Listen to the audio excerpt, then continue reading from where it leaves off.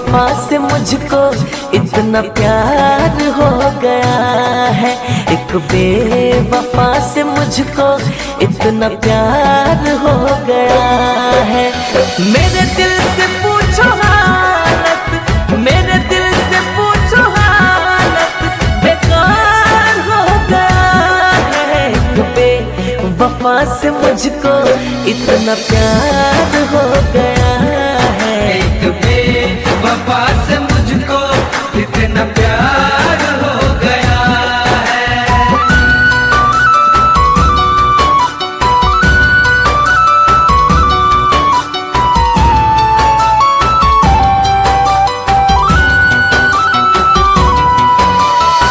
झूठी थी उसकी कसमें, झूठा उसका वादा था, झूठा उसका वादा था, झूठा उसका वादा था।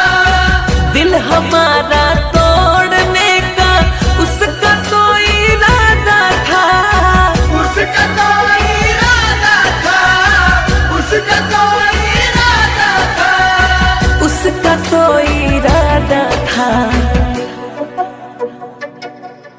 ये पल जिंदगी में यादगार हो गया है।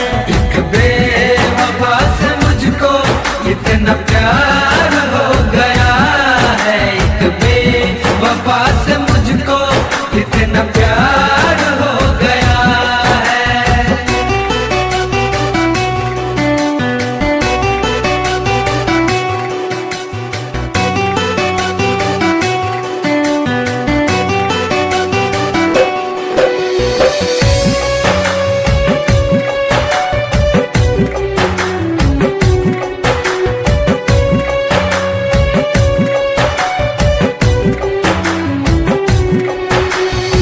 प्यार को मेरे खेल समझकर मेरे साथ वो खेले हैं, मेरे साथ वो खेले हैं, मेरे साथ वो खेले हैं। उनके पास है खास वो महफिल, लेकिन हम तो अकेले हैं, लेकिन हम तो अकेले हैं, लेकिन हम तो अकेले हैं, लेकिन हम तो अकेले हैं।